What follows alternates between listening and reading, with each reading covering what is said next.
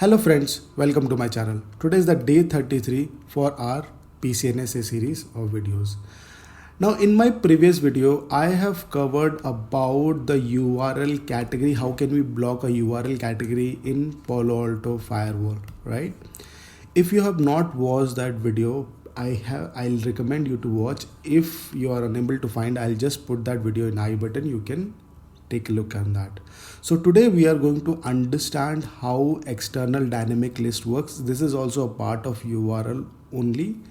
How can we configure an external dynamic list?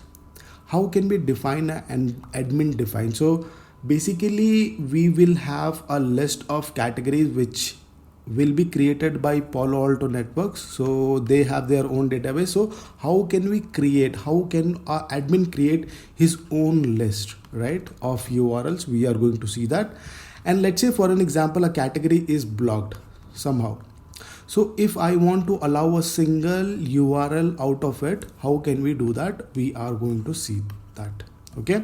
So this is very important video. I will recommend you to watch this till the end because this is very much important, and also this is very much real time useful and use cases as well.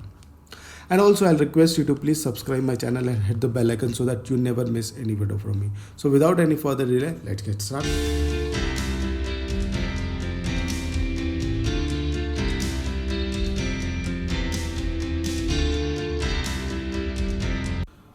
So friends, let's understand what is external dynamic list. With the help of this image, we'll try to understand more about it. Okay. Now, as the name suggests, as it's a list of URLs and the IP addresses. Okay. So when we talk about the list, basically this list is maintained by Palo Alto. Okay. And for this list to have, we need at least license. Without license, this is not possible, and it is dynamic in nature. So the list gets updated by automatically. You don't need to worry about anything. Okay. So how this particular works, let's try to understand. Okay. Now let's say we have an object like a dynamic object. Now this dynamic object will be configured with an URL. Now this object or the Palo Alto firewall will go to this particular URL and retrieve all the list of URLs or IP address from there. Okay, like this. So this list is basically blacklisted, or the internet has seen some abnormal activity from this particular IP address or from the URLs. So what exactly happens? It will go to a block list or basically a monitor list, and that information will basically comes to external dynamic list.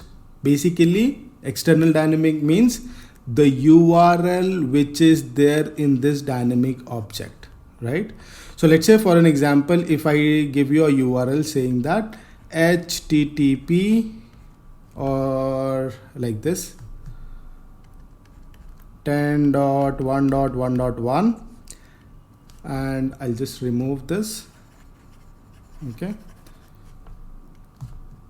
Okay, IP list.txt. Oh, no, txt. Okay, so in this particular URL, what you can see in this particular IP address, it goes for this particular file and try to find it out, the list. Okay, so it will just try to check that whatever that dynamically it adds with some of the IP address and removes the IP address. So accordingly, the dynamic object list will get increase or decrease, like that it will happen. Okay, so this is how the external dynamic list works. Now we are going to see how can we configure the external dynamic list. What is needed? What is admin define, and how can we allow a single URL if a whole category is blocked? We are going to see that. Okay. So all these things can be done in the lab. So let's hit the lab and we'll do the tasks.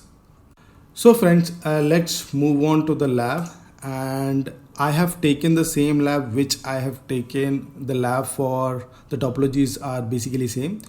which I have used for URL filtering. So let's hit the dashboard of Palo Alto Firewall. I have already explained this. Let me explain it again for you guys. So this is the test PC, okay, and this is the Palo Alto Firewall. Through this the internet will be accessible, and this is the internet, and through the management PC we are going to access the Palo Alto Firewall. So we are accessing the Palo Alto Firewall through this. This is the dashboard, okay. Now to configure external dynamic list, we have to have a license, okay. Now what kind of license that you have to have a threat based or threat prevention license you should have, okay. So now let's go to the dynamic updates, okay. Now to check whether you have external dynamic list is available or not, you can just go to objects and you can click on external dynamic list. Now you can see only one list, okay. Now to get all the list, you have to update your there are two things. First is you have to update the application and threats, and also you have to update antivirus. Let me show you how can you do that. So let's check this one for in the dynamic updates. If you do check now, it will retrieve the latest updates, okay, and then you can download the latest update. So what is the latest update over here, which is Feb 20th, right? So let's download this. Okay, so it is downloading and it will get installed. So while it is downloading, I'll stop the recording, okay. So friends, as you can see, the file has been successfully downloaded, and now you will have the option to install it. You can just go and continue installing it. Now after that, you have to go for antivirus update. You have to download the antivirus, the latest update, or you can install the whatever version that you want to install, okay. So let's try installing this as well as it is happening. Okay, so let's stop the video again, and once it is done, I will start it again. So friends, as you can see, the installation has been completed. Let's try to do for we can download the antivirus as well. So let's download the latest version. Again, it will take some time to download, so I'll just stop the video again. So friends, again you can see the file is successfully downloaded. I have tried downloading the first one, but that didn't happen because of we don't have the latest version. That is the reason. It's not compatible with the current image. Now installing it again.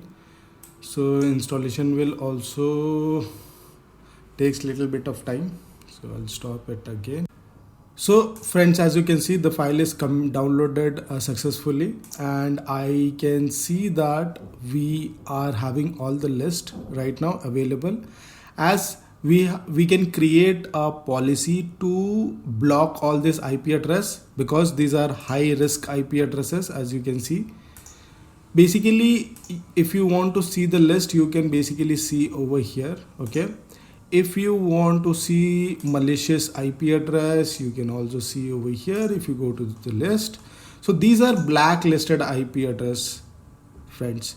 So this is basically what you can do is these are the IP address which has been observed as malicious, and it has been seen by internet some abnormal activities on this particular IP address. So you don't want the traffic should be coming from this IP address from outside, communicating to inside, or going from our inside to outside. So I'll be blocking that. Now if you want to see what is the source of it, you will not be able to see, because it has been controlled by Palo Alto Networks. Like what is the URL you want to see, that you will not be able to see over here, okay.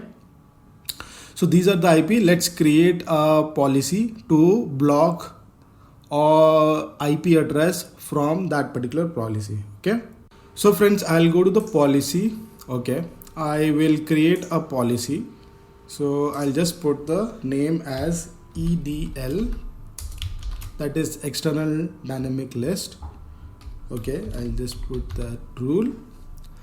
Now I will be expecting this traffic from outside as well as inside, but yeah, I'll be creating that.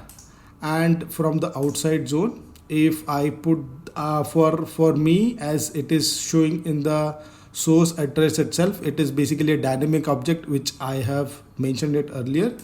So we can just call all this IP addresses and this one as well. So these will be my sources. So if they are coming from outside, destination can be any zone. It can be DMZ, it can be LAN, it can be anything, any of the zones. Okay, any application, okay, any services, an action would be denied or drop, whatever that you want to mention. Okay, if we create a drop, basically will not get the logs, or this will basically, if you drag it, it will silently drop. The ICMP unreachable will not be sent, which is good, that we wanted. And we'll click OK. So I'll also create another rule which is for outbound connection. So I'll just mention as ELD rule for outbound, right? Or maybe I'll just say any other name that I can take it. So any of the source, okay, any of the source address going to outside, okay, and going to this particular destination. I'll also mention as dropped, right? Now this rule has to be at the top. I'll just move this rule here. Now if somebody coming from outside to our organization or going from organization to this particular destinations, should be blocked or should be dropped. Now as I have mentioned all these policies, now from inside and outside the traffic will be blocked for specifically this list of IP address, and we don't need to worry about the list that because this is maintained by Palo Alto Networks, we don't need to do anything on this particularly. Okay, and the other or the best part is this list will get updated by, or it will be maintained by Palo Alto Networks, and this list will be updating or by automatically by the update which I will be receiving from Palo Alto. Okay, so this is the best part that we are having, and it will block the blacklist IP address. And as we have created the rule, we'll get to know if something is getting denied with this particular rule, we'll be able to see the logs in it. You can enable the logs for this. Okay, now let's try to understand the other thing. How can we create an admin list, and how can we specifically allow some specific IP if entire category is blocked? Okay, so let's commit this and we'll do the other task. Okay, so while it is committing, I'll just stop the video again. So friends, the commit has been successfully done. Let's go to object and we'll go to URL filtering, and the one that we have, this last lab we have created this profile, and you can see there are so many categories are there. Total we have 88 categories. So let's search for hacking. So in the hacking category, the hacking category is blocked. Now I just need to allow a specific URL from this particular category. Okay, so what I'm going to do is I will go to custom object and then I will go to URL category, right? Now I will add it from here, and I'll just put as my list like this. Okay, now here we can put the URL list. Okay, and I have other options as well, category match, and also we have URL list. So we'll go for URL list, and I'm going to put the website URL over here. I have taken two of the URL. They are part of hacking category. So if you want to check the hacking category, I can just put this URL, I'll just show you. They falls under hacking category. So I'll just put this hack the PC, okay, hackspc.com. So they are hacking categories website. And also this one, if I just wanted to show you, okay, let's accept this, and this is also hacking category, right? So we'll put those URLs, so I can directly put the whole URL. So I'll just add the whole URL, okay, or else we can use some star hash or something like that. So let's say for an example, just wanted to show you, if you put *1 dot, meaning that before hackspc.com, like mail.hackpc.com or URL dot, so whatever that word that is coming before dot, it will be allowed. That is a wildcard asterisk that you can see.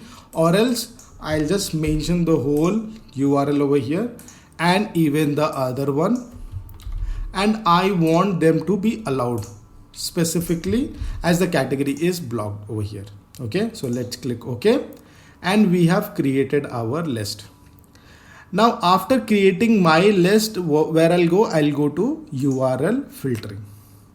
Now in the URL filtering, when I click on my lab profile, you will see a custom URL category, my list, which is reflecting here. Now when you create the profile, let's say for an example, you create another profile, my lab profile 1, 2, 3, whatever the profile that you create, the custom URL category will reflect over there. It's your choice whether you want to take any action for it. Let's say right now it is none, so I'm not going to take any actions. But if I say allow, meaning that it will be allowed here. If you say none, so it will not take any consideration, like while the processing of that particular checking of that URL, this custom category will not be taken into consideration. Simple. Okay, so I'll just click OK, and as you can see in profile, I have allowed it. So I'll just made it again. Okay, allow. Okay, just wanted to say allow. Okay, and I will commit it, and after committing it, I will go to the PC here and we'll try to test the connection. Okay, so let the commit happens. I'll stop the video again. The commit has been successfully done. Let's go to the PC and we'll try to access. So I'll open the Chrome. Okay, and let's try to access one of the website. So let's try to access www.hackthiswebsite.org. Let's try to access this. So hack the site, as you can see it's working.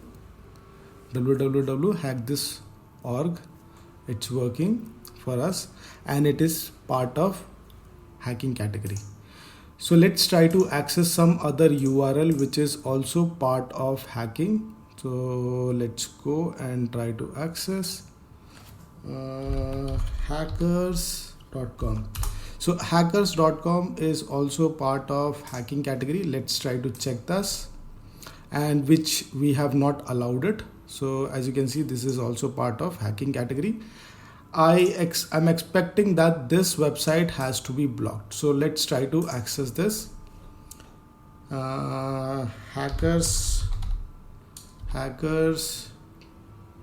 or hacker.com. Let's go for www. As you can see, it's not reachable, and the DNS probing is getting failed. Let's go to the monitor tab and we'll go to the URL filtering and we'll see. It basically takes time to reflect, so I will not highlight all these things. So let's try to refresh this. So let's wait for some time and then I'll refresh the page and we'll see. Okay. Friends, we'll do one thing. We'll just try to remove this list, this URL from the list, and we'll try to check whether it's getting allowed or the blocked. Okay. So we have the list over here. I'll go to my list. I'll do cancel. I'll just remove it for now. Let's click OK and let's commit this. And once this gets commit, we'll try to initiate the traffic again from the test PC and we'll see whether it's getting allowed or blocked. Okay. So friends, the commit has been done properly. Okay. Let's try to access again. So I've initiated. As you can see that due to this category, it is getting blocked now. So before it was working, now it is not working. Okay. So friends, this is what I wanted to cover in this particular session. So we have seen how we can configure ELD, like the external dynamic list, and how the admin list works over here. How can we allow a specific URL from a category? Thank you so much for watching till the end. And I'll also request you to please subscribe my channel and hit the bell icon so that you never miss any video from me. If you have any suggestion, reach out to me through Instagram, or you can put the comment, you can send me an email. Thank you so much, and we'll see you in the next. Thank you.